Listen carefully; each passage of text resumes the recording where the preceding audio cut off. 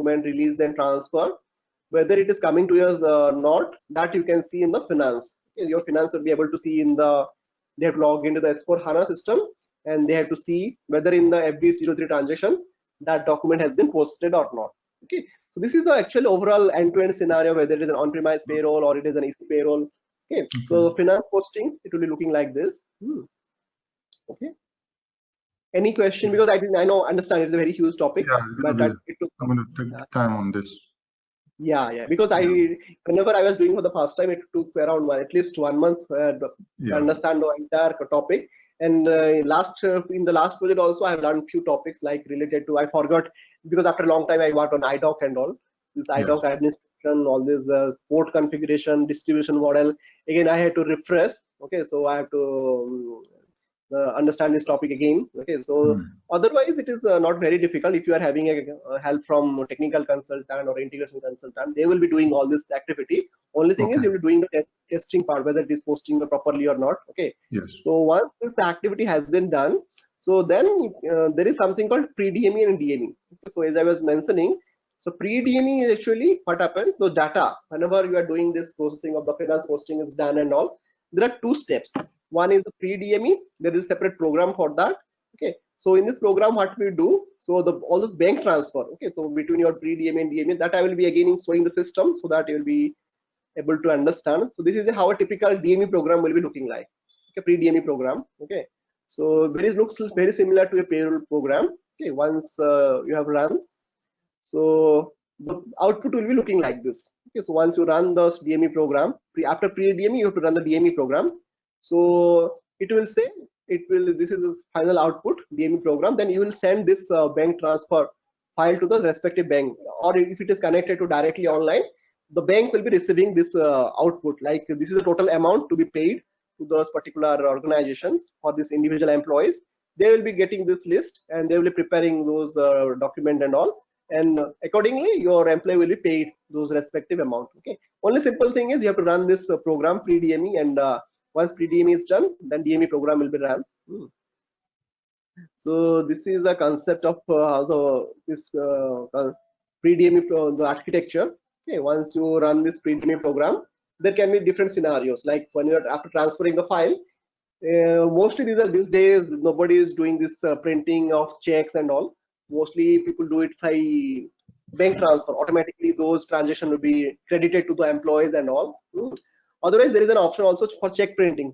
People used to do different check printing, and you have to submit to those respective employees and all. Okay, but mostly these days we do bank transfer, online transfer. Everything is online. Okay, but this is how a typical pre-DME and TME process looks like. Now I'll be showing in the system the transaction, how it will look like.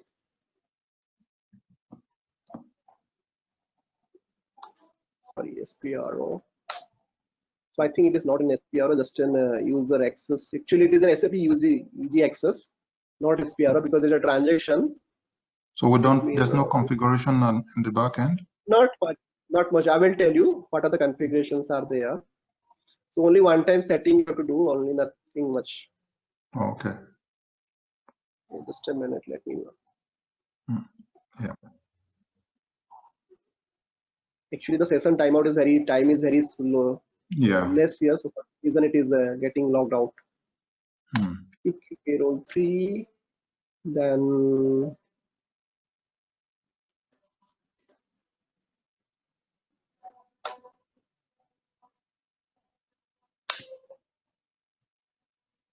so from SAP EG Access, you have to go to Human Resources, Payroll, then America, then you have to go to USA. In USA, you have to go to Payroll. Under Payroll, so these are the different transactions for payroll, and there is something called bank transfer. So pre-DME, DME comes under a bank transfer program. Okay, so here we have a lot of options. So you can test transfer is for initial days of testing, whenever you're doing any kind of testing. Okay, that we do not generally use live process system. But pre-DME is this one, PC00 M10 CDTC. So this program is used for any kind of pre-DME program. Suppose I'm executing for payroll areas. Suppose if there is a variant, I will see. depending on, suppose in US payroll. So somebody has already tried payroll control center. I do not know.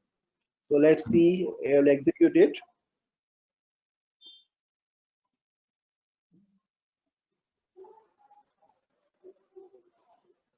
So you can see these are the number you'll be getting like this. So it is again, this is very traditional way of seeing the payslip. This is a traditional payslip in the on-premise days, but this payslip is no longer, that I will cover you how to configure this payslip tomorrow. But this is a typical payslip. It will look like the main part is in pre-readme, the check number, the check date, check number depending upon your configuration. So what is the total payment amount to that particular employee? Okay. So this document actually it will be generated, and this is a pre-DME program. Okay. So you'll be finding how many the total amount, total program run date. Okay. So Data Medium Exchange preliminary program. This is a preliminary program. Okay. So if any error is there, it system will say like this work center is not in this for this particular partner, or this employee it is not there. Okay. So you have to rectify those errors.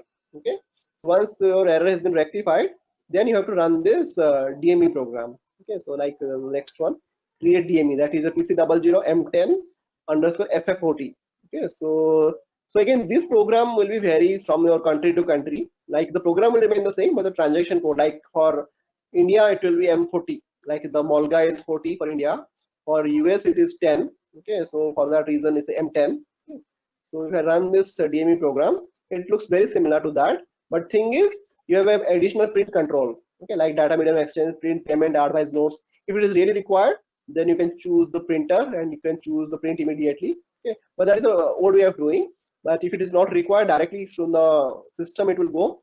Then you do not have to all these options. Okay. Similarly, in the payment method also, which payment method you will be using, like there are a lot of options, but again, it is specific to your bank direct debit or direct credit. It will happen, okay, depending upon your bank transfer and all.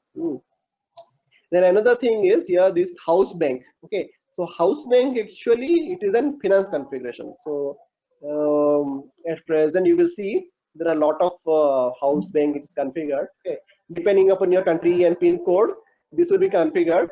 Okay, so this is the finance activity. They have to do this. So automatically those bank will be credited from SAP system. You do not have to send any document. Once depending upon your configuration. Okay, so those bank will be getting those credit, and there will be debit and credit option will happen there. Okay, depending upon your those payment document number and all. Okay, so this is how this DME program will be running and all.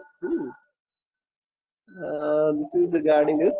Other than that, if you go to SPRO, this is from an end user point of view. Like anything is, if you would like to check print, okay, take a print of check, you can reuse this transaction for printing all this document, but it is no longer suggested because everything is online these days. If I go to configuration point of view, I will show.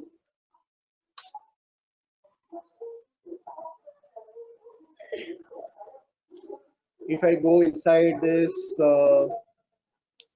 SPRO payroll US,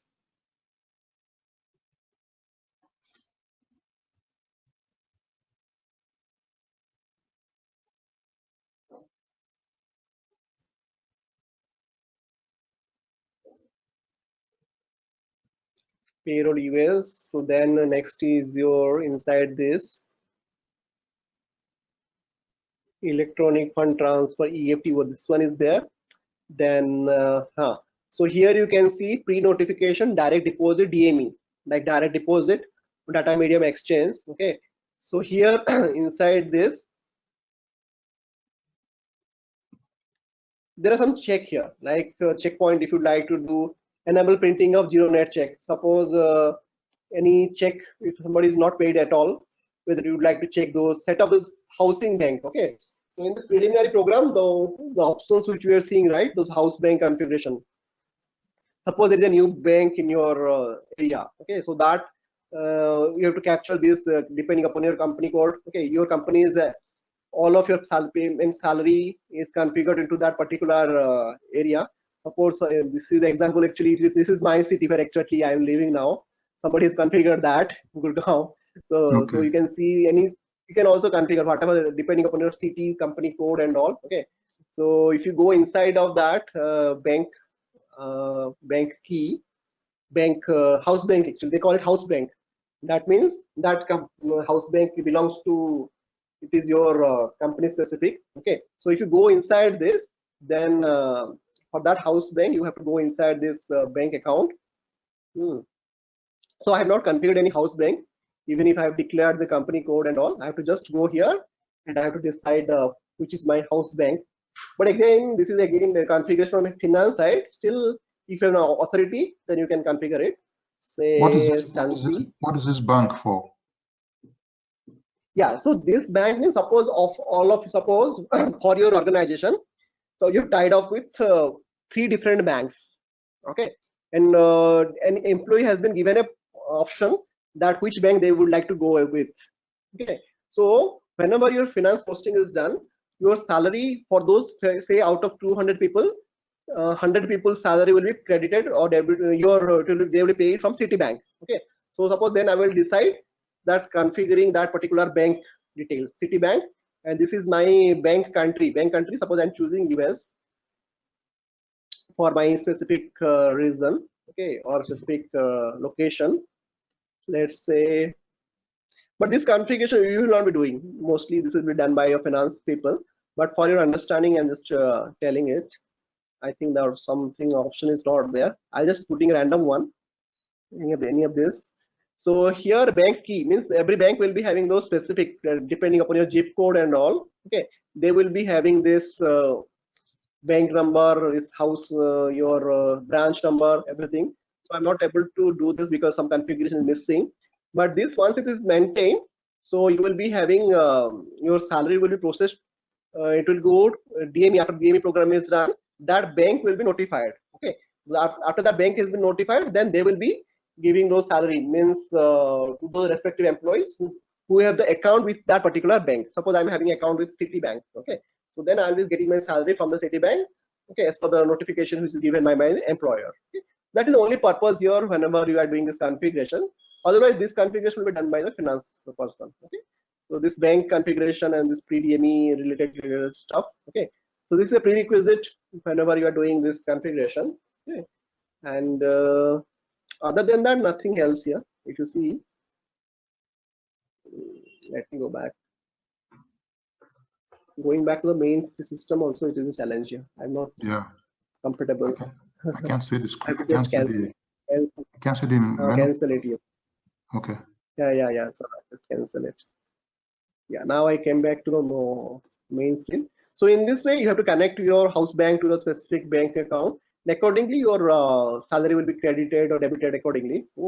And once your house bank has been configured, if you go inside the description of this also, what is a house bank, suppose if you would like to understand. So if you're using the finance accounting component, you do not need to make any settings here. Okay, so they are saying if you're using, otherwise if you are not using, in this case you should refer to the finance account system to find out which bank. Okay, suppose you are having an outside system, then you have to define this house bank.